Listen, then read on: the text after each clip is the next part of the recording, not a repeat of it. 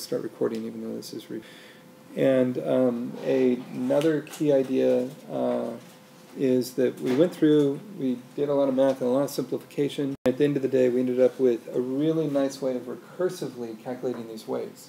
And this being an engineering course and not a math course, where we're actually going to have to implement these things, and we don't want to have to wait forever, especially for particle filters that aren't very efficient with computer cycles. Coming up with a recursive way of calculating the weights so you don't have to recalculate them from scratch every time you go forward one step in time was really nice. And we ended up with a very tidy recursion where we've got a product of the likelihood, the prior divided by the importance density times what the weight was. And that was great. It was really nice to get that. And then another idea was we've got this sort of very complicated joint posterior, whereas in most cases what we really want is the marginal posterior. We want to know not what's the probability of the entire trajectory being something, given the measurements we've observed. What we want to know is what's the probability that the state is going to take on a certain value at the current time slice, given the entire past and present measurements that we've observed. And normally that would be a real integration problem, but because of the particular representation that we've chosen for the joint probability with these impulses, it turns out that it's trivial to go from this joint to the joint posterior to the marginal posterior. And it ends up being simply a weighted sum of the impulses located at the current time, and the weights are the same that we use for the joint. So it's like, oh, that was easy. That was trivial.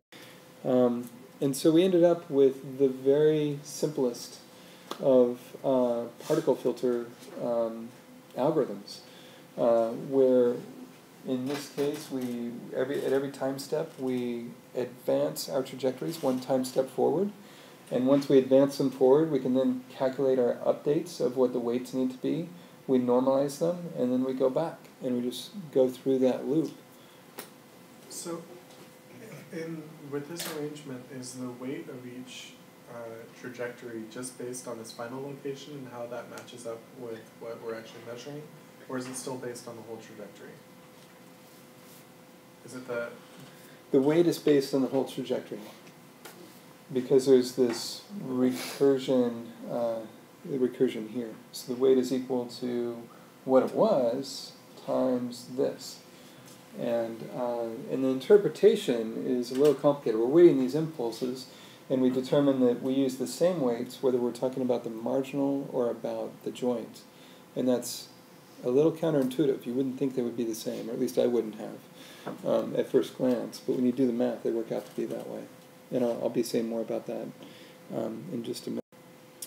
And then I walked you through an example that we'll be seeing a number of times. It was my example of a single-dimensional state space tracking problem that had a physical interpretation. So you can understand what it means in terms of physically what's going on.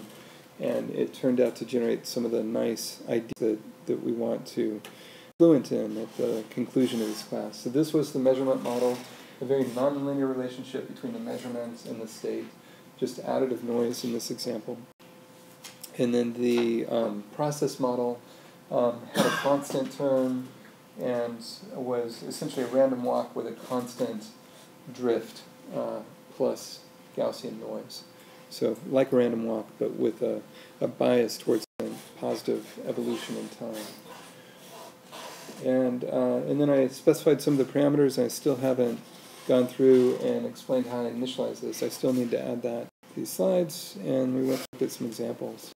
So it's time domain. We looked at how the many different particles went forward. And in this case, the true state ended up in a very improbable place up here, but it was allowed to do that, and then it came down. But it was kind of at the edge of where all the particles are located, which was more interesting to discuss. And then one of the more important slides that we looked at was this one, where we saw that the almost all the weights headed towards zero, and headed towards zero rapidly. Roughly these were had linear hit points where they decayed linearly on a log scale, so that was really exponential decay. And what we saw is that basically all of the weights went towards 0 except 1.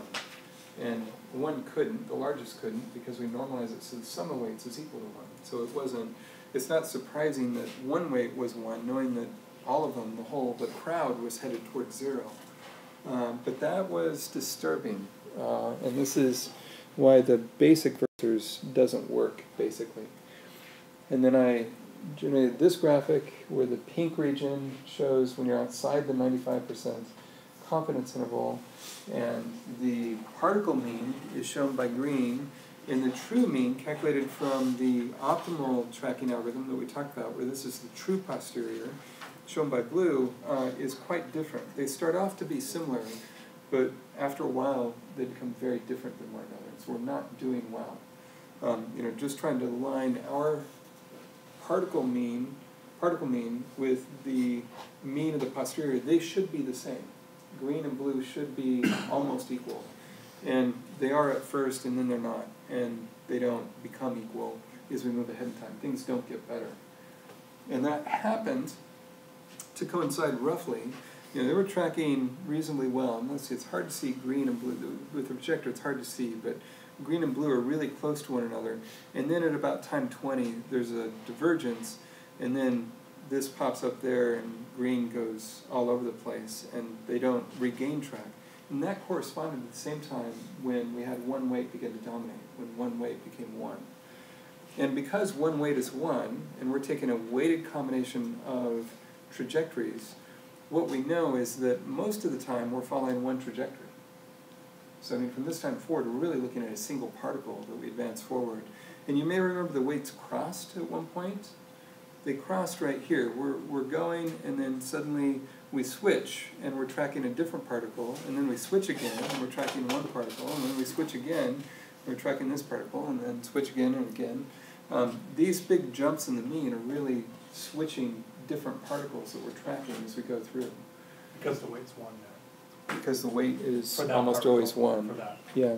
There are some transition periods here. There are some intermediate points there, but if I risk...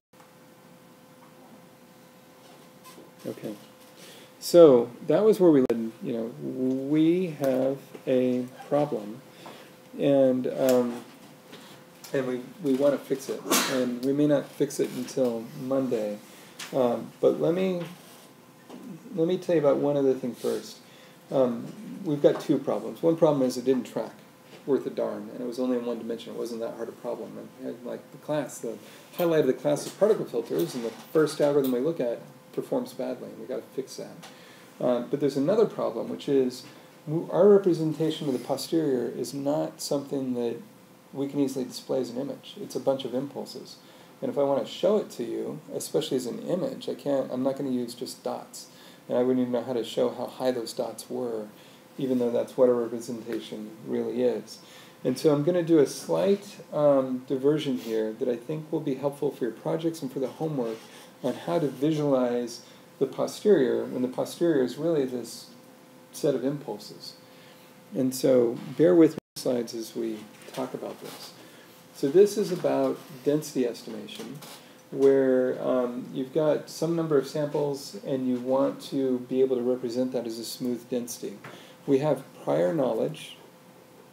I'm going to confuse you because I'm using prior knowledge in a different sense now. But we know that the densities we're trying to estimate are reasonably smooth. They're certainly not impulses, and they probably don't contain discontinuous slopes. We know that they're smooth. And one way of representing something that's smooth is as essentially a sum of bumps. You can think of this roughly as an ideal low-pass filter has an impulse response that is a sinc function. Right? So you put an impulse into an ideal low-pass filter, and what you get out is a sinc function, which is a bump. You can think of that low-pass filter as smoothing out the impulse. The sinc function is a smoothed impulse, and then the limit, when you maximize the cutoff frequency, or as you increase the cutoff frequency, it becomes more and more like an impulse. And there's a similar idea here when you're doing density estimation, that if we've got an impulse, but that impulse, the collection of impulses are representing something that we know is smooth, to essentially filter it with bumps. Now, because we're representing a density, we don't want to use the sinc function. The sinc function can be negative, and if we used it, at some points our estimate of the density could be negative. And so instead of using sort of what comes out of signals and systems and filter theory, we're going to use bumps to estimate a density that are non-negative, which excludes sincs. And these can be Gaussians. There's a bunch of different bumps you can use. We're also going to constrain these bumps so that they have unit area. And we'll take a weighted combination where the sum of the weights is equal to 1, so that when we integrate all the bumps, the sum of the bumps, the integral of the sum is also equal to 1. So again, this isn't critical to the class, but it's helpful for visualization. And I wanted to explain what was going on. So the kernel density estimator that we're going to use, and we could have an entire class on density estimation. That's a whole topic in itself. But sort of the popular, kind of tried and true, works well in many cases, method for doing this, it's reasonably simple, is to use this so-called kernel density estimator, where instead of using impulses, we're going to use these bumps. The impulses have unit area, the bumps have unit area. We're taking the same weighted combination, and the bumps are shifted to the same location as the impulses. But the bumps you can think of as what you get when you smooth these impulses. So we're just smoothing the impulses in the same weighted combination. The parameter that controls how smooth these are is essentially the width of the bump. And as you make the bump wider, if you want it to have unit area, you have to make it shorter too. And you can show with just a little bit of math that if your bump function has unit area, that if you scale it this way, scale the argument, divide it by a sigma, and multiply it by 1 over sigma, that this scaled version of the bump will also have unit area. So we've got unit area bumps that we're going to add together. There's lots that are popular. The examples that I used a Gaussian, which isn't a great choice, but we'll sidestep that for now. The bumps usually have even symmetry. So there's, and this shows the concept of, from an example we had earlier, where we've got all these impulses that are shown by the black lines, and I've shown the individual scaled bumps by the pink lines.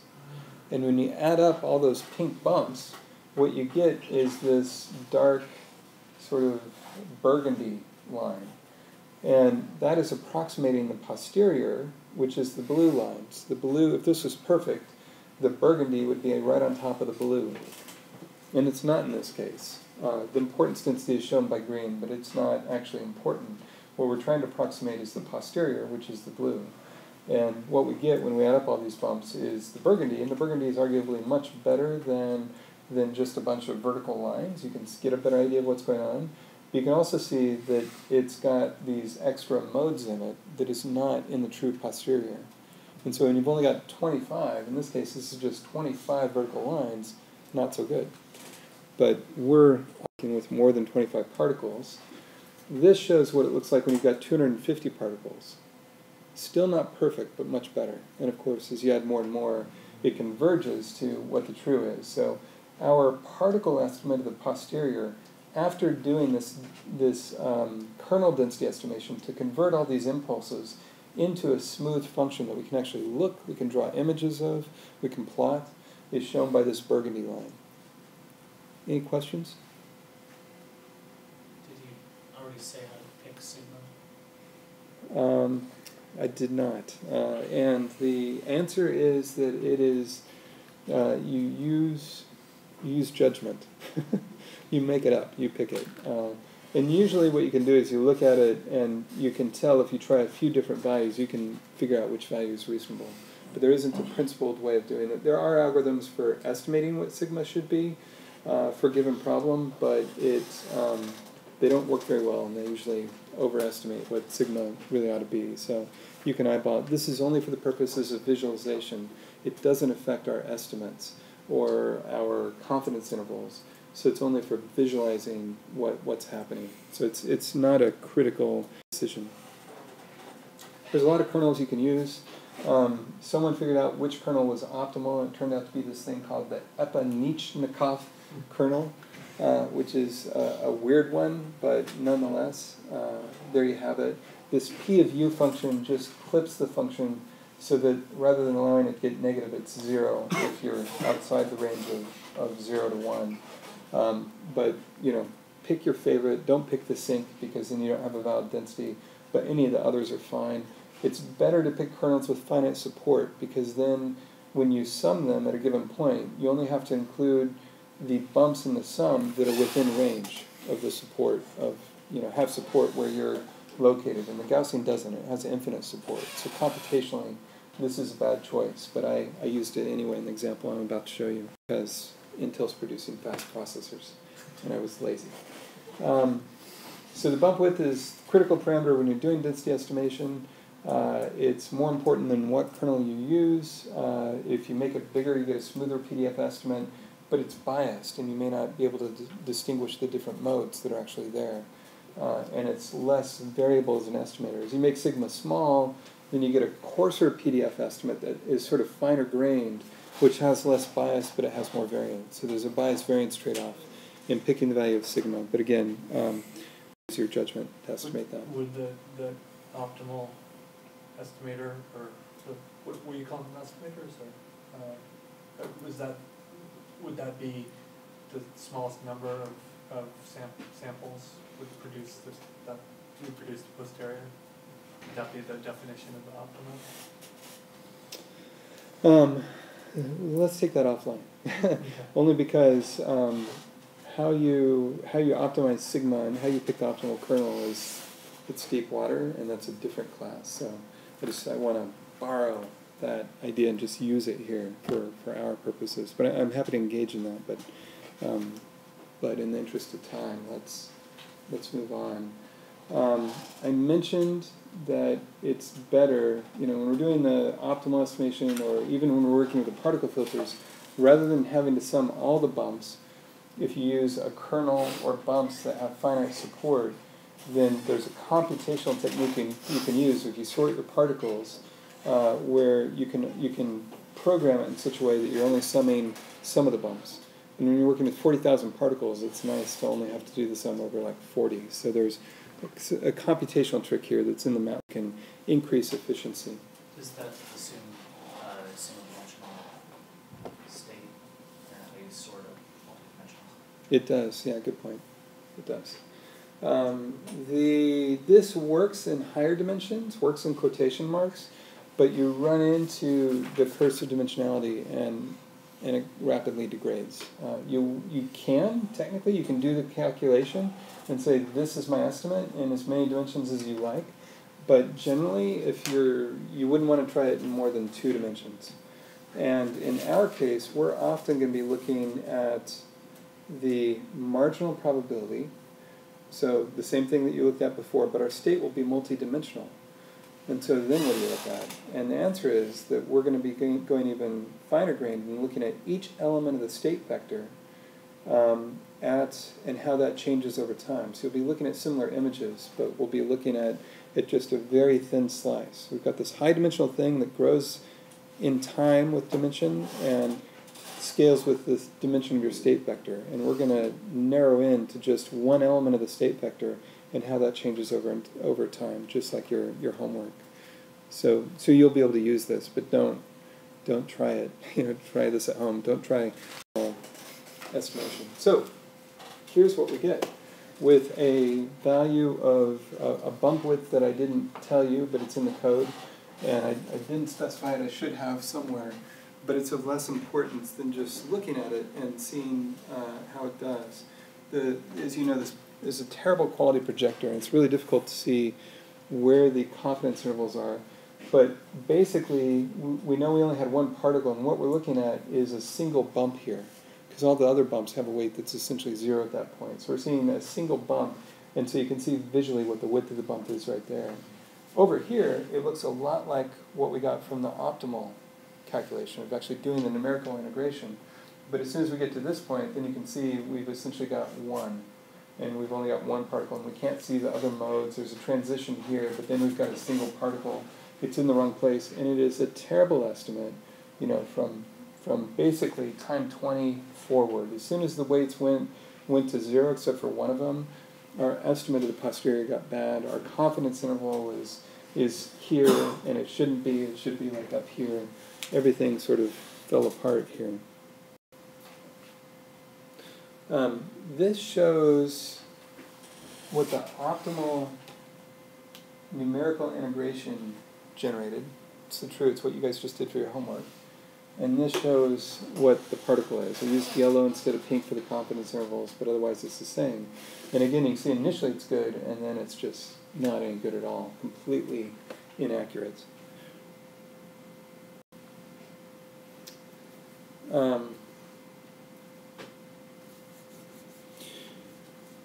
I want to be respectful of your time, but you've got a homework due next week, next Wednesday, on particle filters, and you need to know the next 5 minutes or so of this lecture. If anybody needs to take off, I will not be, my feelings won't be hurt, feel free, but I'm gonna go till 2 today, unless you guys can't take it. Is that all right? I think this will be helpful. So I'm gonna deliberately go over with due apologies. And we'll go over this again on Monday, but I want to get through it the first time today. So in the example we saw, the weights seem to do the wrong thing. With time, all the weights went to 0 except for 1. And that means we were doing a weighted average of essentially just a single trajectory. And one way of thinking about this, if you're taking a weighted sum, if our x hat is a sum of the weights times what the particles are, but all the weights are 0 except for 1, you're wasting a lot of clock cycles. Right? You're not making good use of computation. You're doing the sum over 250 particles, but really all of those terms are equal to 0 except for one of them. So there's a lot of things that I like about this. This is a well-known problem for the simplest form of particle filters, and it's called the degeneracy problem. We know that our weights are proportional to the probability that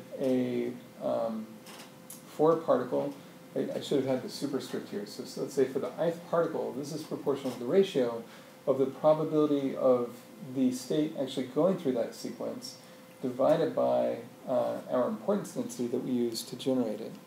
And what's happening here, as you know, we cannot draw samples from what we want. We can't draw samples from this joint density. We don't have it. We don't have a random number generator that would allow us to draw samples from that. So one way of thinking about this is that when we create a trajectory, that trajectory is going someplace that is improbable. And all the trajectories go someplace that's improbable. Over time, every time we're placing a bet, every time we advance our particle one step forward with our cue, we're kind of betting that that's in a probable place. But if we take one misstep, if we have one improbable transition, then this p suddenly goes towards 0. Every step has got to be a probable one where it goes to 0. And once it goes to 0, it clobbers all the rest because there's a multiplicative effect here. Just one term being 0. We've got a recursion, but it's a product recursion, not a sum recursion. It's the product of all the previous weights.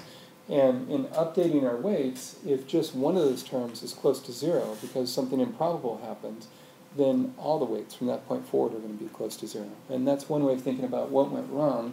The way I like to think about it is that we're trying to generate not just single steps forward, but entire trajectories of where the state could go. And it's really hard to draw a probable trajectory because you're in this high-dimensional space. And trying to say, there's one where it went through this complicated sequence that happened to be also probable, given the measurements we've observed. It's really hard to guess where the trajectory ought to be for the measurements that's probable. And you make it harder and harder. It's like trying to guess, it's like hide and seek, guessing where someone's hiding, but with every step you're adding more buildings. And in fact, the number of buildings is scaling exponentially. So you start off where you're guessing where someone is in this building. The next time step they're in 2. And third time step there's 4 buildings. And it's harder and harder to guess where that trajectory is going to be. And so all of our weights go to 0. One of them is going to dominate, and it's sort of the maybe the best of them, but it's only one is going to win when you have this type of problem because of this. We're just picking the biggest, essentially is what happens. There's a way to quantify what's going on with a parameter called a effective sample size. And in the interest of time, I won't walk you through the math. But suffice it to say that you can think of this as the number of effective particles. It's no larger than the number of particles you're working with, and it's no smaller than 1. So it's between 1 and that. It's got that on it. And in our example, you can see the number of particles started off, they were all uniform. You start off with 500 of them, but over time it rapidly degraded and got down to 1. So it's another nice way of visualizing what went wrong as we where we were only using 1 particle. The big trick in particle filters, the breakthrough, these sequential Monte Carlo techniques were known for years before particle filters came along. And the breakthrough that was made that made these suddenly so popular and people write so many papers and start using them was this notion of resampling. The idea is that you've made a lot of mistakes, but you've got a few winners, and pick those winners and let them go forward. So at any given time, what I could do is I say I've got 20 trajectories and only 2 of them are any good. Pick those 2, and now as I move forward, I'm moving forward randomly. So I pick one, say, I've got 5 particles now that are at the same location as that 1 particle, but as I move forward, they're moving ahead randomly, and so they split apart again as we move forward in time. And so that's the technique, and basically the idea is that you do sampling with replacement. And the probability of picking a particle is based on the weights. So you pick the particles that have the largest weights, and then you may replicate, because you're doing it with replacement, but you go back and you pick some and move ahead. When you do that, everything gets same example. Here you can see the particle trajectories, and they go in and they're splitting apart, and then we hit our resampling threshold, and they collapse again. And they collapse closer where the state is. You move forward, you hit the threshold again, and there's this condensation where now you say, oh, all my winners are here. All the particles that were here were in an improbable place. Forget about them. Get rid of them. And pick more of the particles that were close to where the state could actually be. And then you move forward, and again, they spread apart. And you're like, oh, no, I'm not in the right place again. And you just do that repeatedly. So there's a threshold that you hit. So how many particles are you're basically throwing away all the particles and then putting your bet on, say 5 particles or something? How many? So you're sampling with replacement. There's always 500 particles. But whenever you hit one of these resampling, it's not that you take the 500 and you bet all of them on 5, but rather you're drawing particles at random, but it's a biased probability. It's based on the weights. So you're more likely to draw a particle, I think I can use the word likely. It's more probable that you will draw a trajectory and retain it if it has a higher weight. But the number that you get after resampling is not fixed. I mean, you started off with 500, you do the resampling, you've got 500, but some of them are repeated. There's duplicates now after the resampling. You're just duplicating the weights, right? You're not duplicating. You're reweighting each particle. After resampling, you do a reweighting, and it ends up you can give all the particles the same weight again. They all have a constant weight after you do the resampling. And it looks like another class is trying to get in. Guys, we'll pick it up on Monday. I think this is enough to get started on homework 3, where you'll be doing essentially the same thing that you just saw. And we'll go through that in greater detail on Monday. We have office hours too if you guys want.